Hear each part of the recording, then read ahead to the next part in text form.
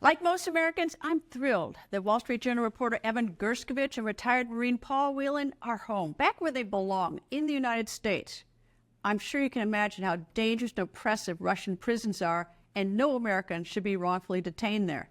On this show, we have multiple times reported about the plight of Gershkovich, Whelan, and others, including Trevor Reed and WNBA star Brittany Griner.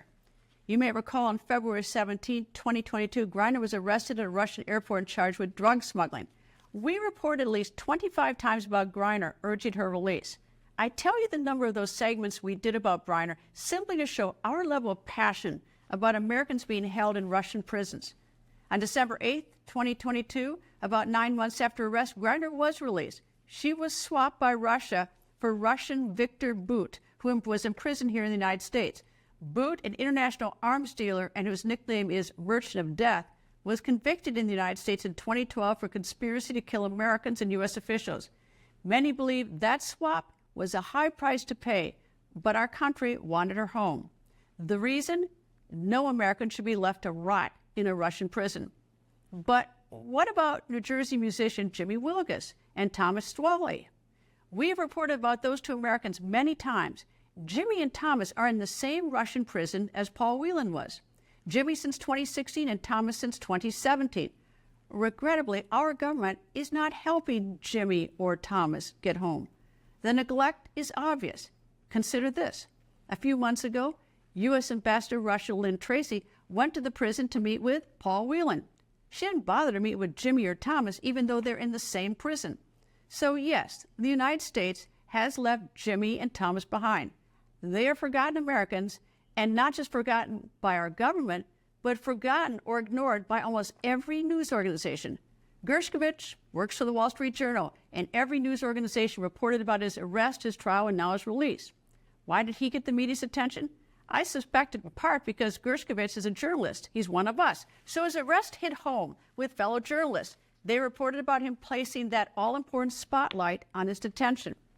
And I'm sure working for a powerful newspaper like the Wall Street Journal that daily reports on the White House helped get the White House to move to help bring Gershkovich home where he belongs. Let me repeat, I'm thrilled he's home. But at the same time, I'm disappointed in my fellow journalists. And in our government, I'm disappointed for forgetting and ignoring Jimmy and Thomas. They're not nobodies. No American in a Russian prison is a nobody. They're fellow Americans languishing in a Russian prison for many, many years, and they need our help. And as many of you know, Jimmy does call me often from the Russian prison. He called me this morning. This is Jimmy Wilgus. I have been suffering in a Russian slave labor camp since 2016. I am here with fellow American Thomas Howard Stwally, who was arrested in 2017. We've seen Trevor Reed, Brittany Griner, Paul Whelan, and Evan Gershkovich get prioritized and taken home.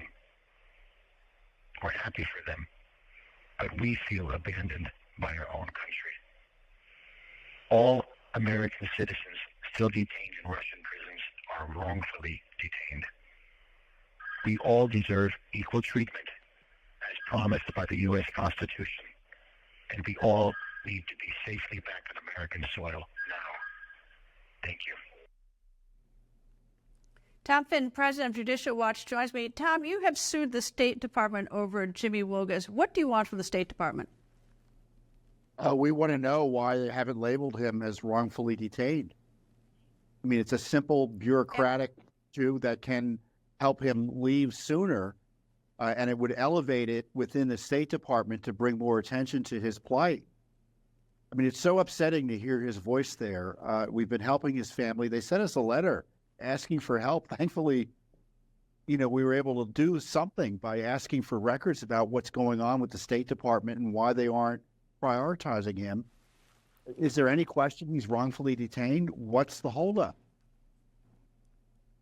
And what's the response? I mean, first of all, did you get the records? Secondly, the question of what it means to be wrongfully detained. Look, I wanted Brittany Griner here in the United States fast. We did all those segments on her, but nonetheless, she did admit that she brought drugs into the country of Russia without permission, against the law. I mean, so if wrongfully detained, she violated the law, though I wanted her home, don't get me wrong. But what does it mean to be wrongfully detained?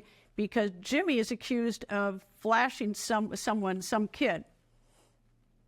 he was denied due process rights that, not just the American version of it, but no, there's been no due process for him at all. A forced confession. He had an interpreter during his trial. The court intervened and told the interpreter not to tell him what was going on. And he's been sentenced for 12 and a half years in this labor camp, as he discloses, one of the worst prisons in Russia generally. And I think there are 9 Americans at issue here. There have been 3 this is the 3rd swap, I think, of prisoners since he's been detained, some of whom were arrested after he was arrested and convicted. There's no reason that this shouldn't be a priority, and they all should be of equal rank in terms of concern by the president and the State Department bureaucracy. Well, I also think the media, because I don't watch every media all the time, but Jimmy Wilgus has not gotten the attention of the others, and I get it. I'm really glad they're home, but boy, they couldn't report enough about Evan Gershkovich. I'm glad he's home, but there's actually crickets when it comes to Jimmy, because Jimmy's not a big important person. No, his poor parents are, in their 80s now. I mean, there's a real danger he dies there. I mean, he's not healthy. We've already known, we've had terrible stories out of Russia in terms of prisoners dying. I tell you, and for the State Department not to bother giving us basic records about this major issue that's been out there for almost a decade, I mean, that's not reassuring. It's not like it's a priority in the sense that, oh, here's a bunch of records we consider it important, instead of just giving us the hand to the face and ignored the requests. I mean, where's Congress? We didn't file. We've got this lawsuit going for just records, more than what the Congress seems to be doing at this point. It's absolutely disgraceful that, Jimmy Wilgus and Thomas Schwally should get a fair shake like everybody else. For some reason, they're just absolutely ignored. I can't figure this one out. Tom Fitton, thank you very much, and good luck with your lawsuit. I hope you get those records. Thank you.